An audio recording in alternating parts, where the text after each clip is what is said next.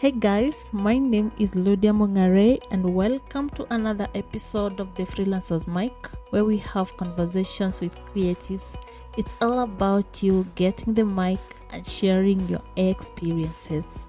If you enjoy it, hit follow so you don't miss the next episode. On today's episode of the Freelancers Mic, I'm so excited to welcome Alan Lazaros. He's the CEO, founder, and the co-host of Next Level University, a global top self-improvement podcast empowering people to live their best lives. Alan is also a coach, a trainer, and a podcaster who is all about helping others reach their next level of success. If you've ever wondered how to turn consistency into your superpower or build a life aligned with your values, this is the episode for you.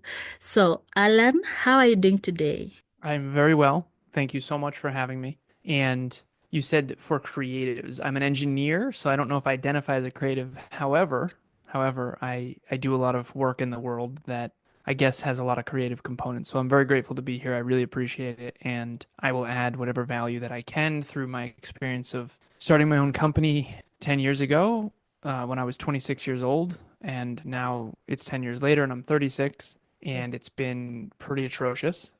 Um, it's been tough. And I think that's the first thing I would start with is anyone out there who is starting a business or a freelancer who has their own business. It is tough and it always will be, despite what social media might show you. Awesome, awesome. I'm turning 38 this year. So, yeah, almost the same. Couple millennials here. Yes. So, for someone that is listening to this podcast and is hearing about you for the first time, what is that something that you can fill in the gaps that I didn't mention about you? Give you the shortest possible version, but I think background's important. Grew up in Massachusetts in the US, southern part near Rhode Island, and had a tough start for sure. Father passed away when I was 2 years old. When I was 2 years old, my father passed away in a car when he was 28. I had a stepfather from age 3 to 14. My real last name is actually McCorkle. It was Jim, Joe, John, Jane, Joan, Jeanette. Big Irish Catholic family. My dad, John McCorkle. And my stepfather was Steve Lazarus, and I took his last name, I think, around age 7. And then when I was 14, my stepdad left and took his entire extended family with him. And we didn't really associate much with the McCorkles anymore because we were sort of the Lazaruses. And not only did he take his entire extended family with him, and I haven't seen any of them in person or talked to any of them since, except for my stepdad on Facebook Messenger a little bit in my 20s. That same year, I was 14 years old, and we went from sort of boats and ski trips, very well off, to he took 90% of the income as well. So after that, it was sort of figuring out how to keep the house and the family. And I was a broke high school and college student. Found a way to get straight A's in high school, get scholarships and financial aid, got into my dream college, WPI, Worcester Polytechnic Institute. It's kind of like a mini MIT tech school. It was $50,000 a year, so I didn't know how I was going to go when my stepdad left. And fortunately, I got a lot of financial aid and scholarships, which I'm unbelievably grateful for. But that same year when I was 14, I was a freshman in high school. Worst year of my life. Didn't know that at the time, but in hindsight, very clear. And my mom gets in a fight with my Aunt Sandy, her sister, and my Aunt Sandy sort of ostracizes us from her side of the family. So by the time I'm 14 years old, I kind of lost three entire families. To this day, I've only seen 2 human beings from my entire mother's side. 3 technically, my grandma when she passed away, 94. So that created some abandonment issues that I didn't realize. So my trauma response to that was socially to fawn, which is to kind of dim my light and do whatever I have to do to fit in. And again, none of that was conscious. And then behind the scenes, it was fight. Aim higher, work harder, get smarter. Aim higher, work harder, get smarter. Aim higher, work harder, get smarter. I mean, to a drastic extent. And I think a lot of drive usually comes from pain and trauma. So then I was 26 and I had done really well in corporate, computer engineer, master's in business, lots of tech companies. After '08, the economy started coming back 2011, 2012, 2013, 2014. Paid off all my college debt in a single year, had a bunch of money in a Vanguard account. I was a 1% global earner at almost 200 grand a year in my early 20s. And then I got in a car accident. I was working for a company called Cognex. I sold industrial automation equipment into manufacturing facilities, Vermont, Connecticut, and Western Massachusetts were my territory. And that car accident was my fault. It was not a fender bender. It was a head-on collision. Luckily, I was in a very safe car, and luckily everyone was physically okay. But this was like a pretty intense accident. Thank you, Volkswagen. I used to call this car the tank. Both airbags deployed, me and my little cousin. And my dad died in a car when he was 28. I'm 26 at the time, and this was my quarter-life existential mortality crisis of who am I? what am I do? Who, what, when, where, why? Why am I here? What am I doing here? Who am I? All that stuff. And I just was filled with so much regret. I wasn't a bad person by any means, but I hadn't faced any of the trauma of my abandonment. I hadn't faced my childhood and how bad that was. I hadn't done any therapy yet, and I found self improvement. And Wow. it used to be achievement oriented and success oriented and improvement oriented, but it wasn't self improvement. It wasn't personal growth. It wasn't personal development. And at 26, that was 10 years ago, I dialed self improvement up to 11. And ever since then, 10 years ago to now, I've basically worked on my self improvement every day. I haven't taken a single day off in 10 years. A lot of people think I'm nuts, but I just decided I'm never going to have that regret again of not really maximizing my potential. Wow. Why do you inspire me already? You turned your pain into something to inspire others who are going through the same. So inspiring. That was What the you, goal. That was the goal. You're welcome. yeah, I already feel your inspiration, and I hope someone that is listening to this is going to be inspired in a way that, okay, I'm going through this, I can do it. I would have asked you how you went through your recovery, but I know a podcast that is focused on that specifically. Okay, so our topic today is how to build a team that feels like a family. You don't want to build a team where people are just working for money and don't feel the togetherness. So, what's the first hire every freelancer should make when they are ready to grow?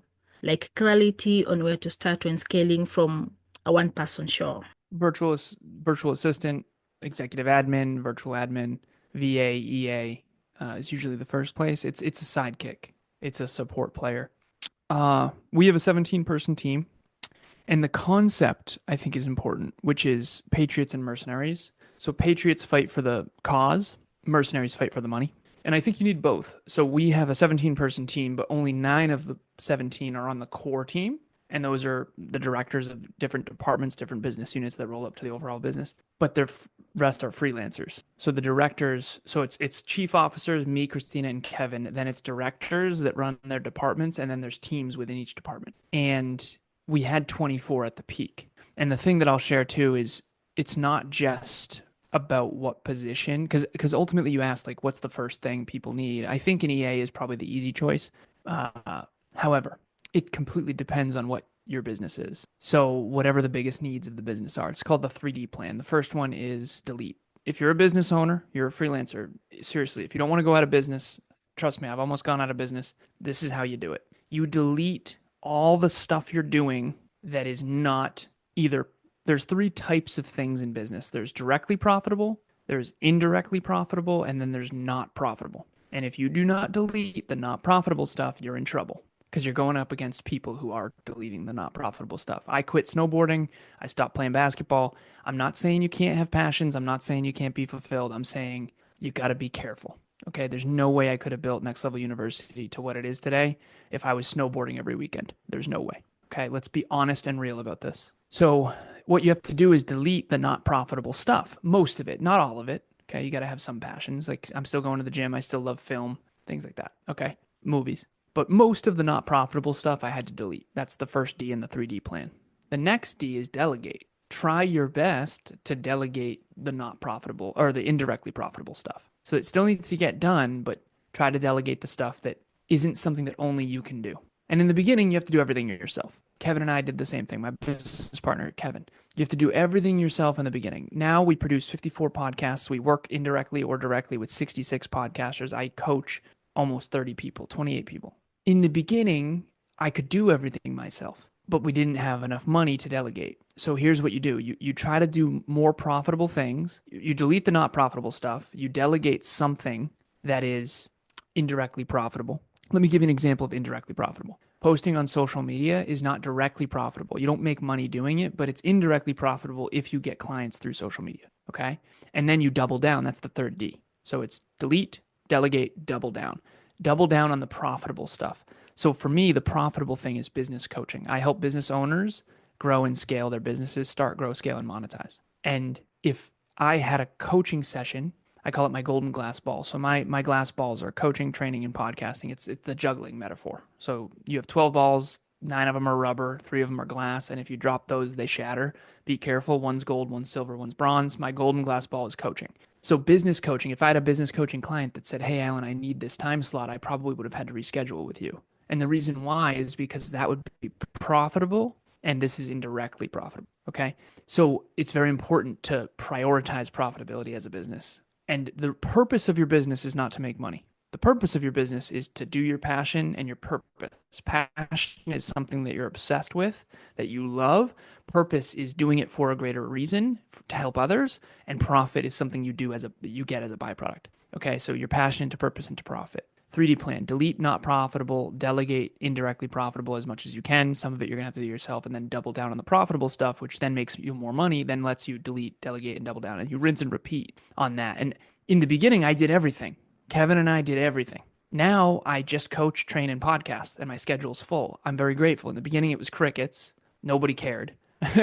No one knows who you are. I always say Coca-Cola or Sam's Cola. Everyone's going to pick Coca-Cola because no one knows who the hell Sam is. In the beginning, no one knows you. You don't have a brand. Okay. So you expect it to be really difficult. In the beginning, it was crickets. No one cared. Now I have a full schedule. And so now I have to delegate and delete most stuff that isn't coaching, training, or podcasting. And so that's my priorities. I call it my P3 target: priority 1, priority 2, priority 3. Priority 1 is coaching, priority 2 is training, priority 3 is podcasting.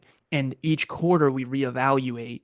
So January, February, March. So on April 1st, we're going to reevaluate those 3 and see if that's still the best use of my time for the company. Because if you don't put the company's growth as the top focus, you're going to go out of business. Wow.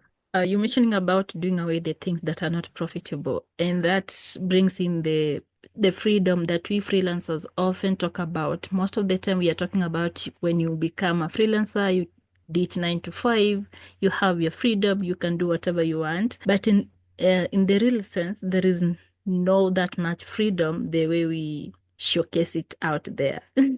You have to keep in mind that you need to do things that will bring in profit. Yeah, the starting a business because you want more free time, I think is a bold-faced lie. Uh, no, I'm playful. I think it's nice to be able to make your own schedule. People think, well, you're the CEO, so you don't have a boss. Listen, we work with 66 podcasters and 28 business owners. I have almost 100 bosses, right? If we don't have our customers satisfied, we go out of business. So there is no one who doesn't work for someone. And even most companies, even the CEO works for the board of directors or for the investors or the shareholders, which is the investors. So I just want to, it's become part of my mission to help people understand, because on social media, it looks really awesome to become a business owner, but it's actually pretty terrible. And it's also awesome. It's awesome and terrible, right? But no one's showing you beneath the iceberg as much. So I get to make my own schedule. That is awesome. However, if I don't work consistently, we go out of business. So it's very important to understand both sides of the coin, and I just want to make that as clear as possible.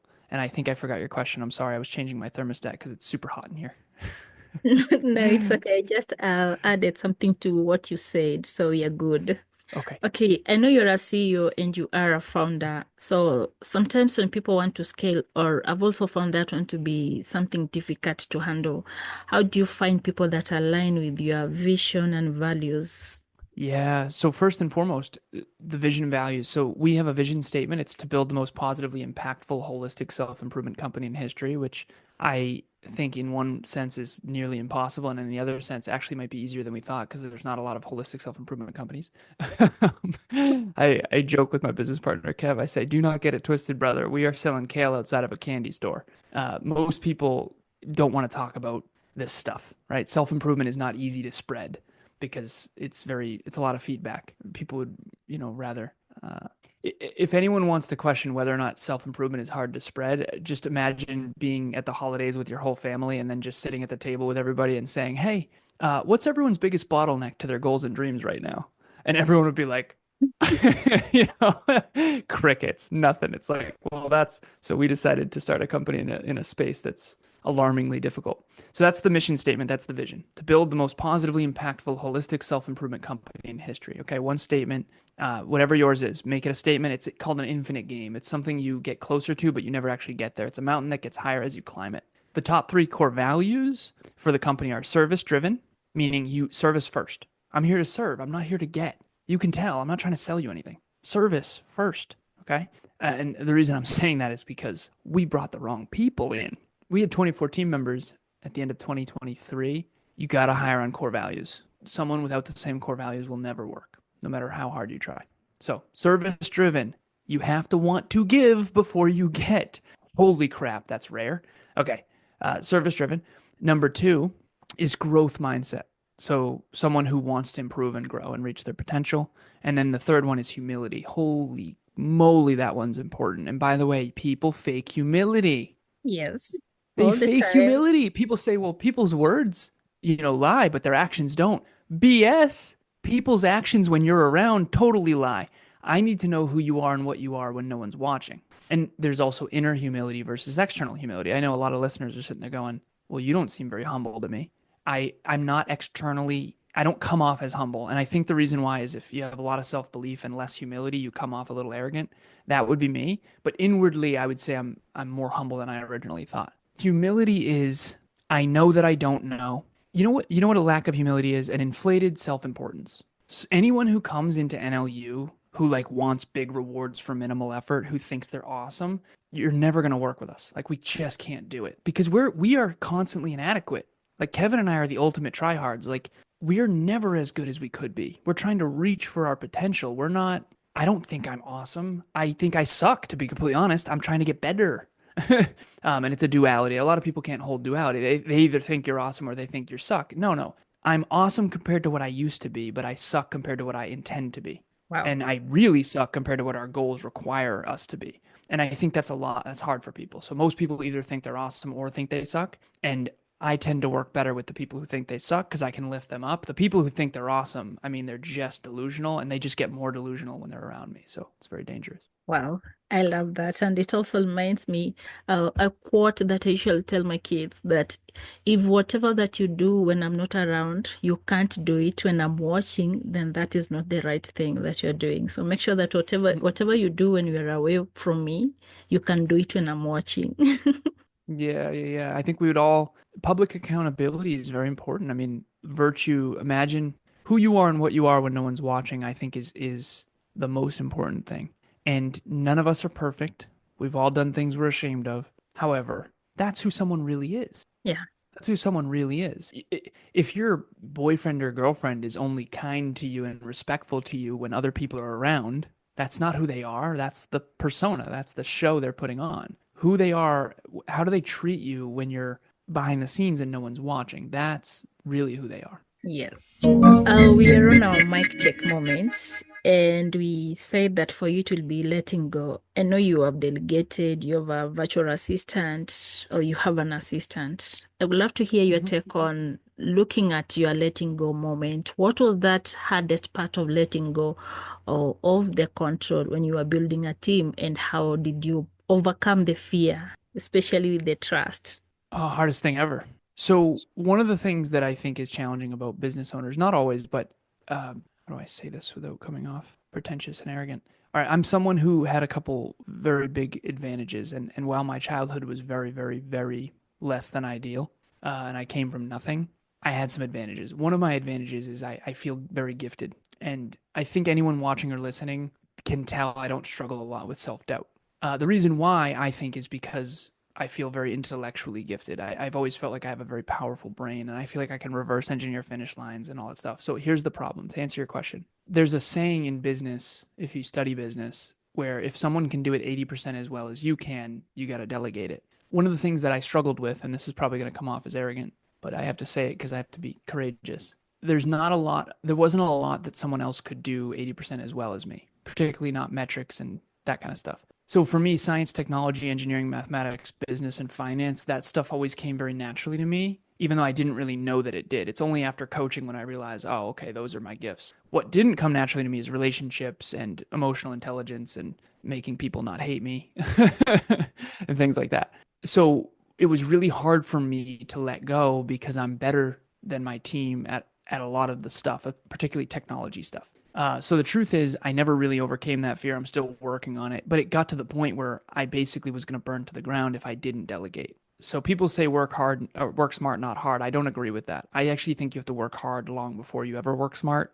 Um, because usually you beat your head against the wall before you come up with a good idea. That's just how human nature works, right? I mean, you can look at all innovation. Usually it's after frustration. And that's why I believe in, as a business owner, you need to learn how to be frustrated, you know?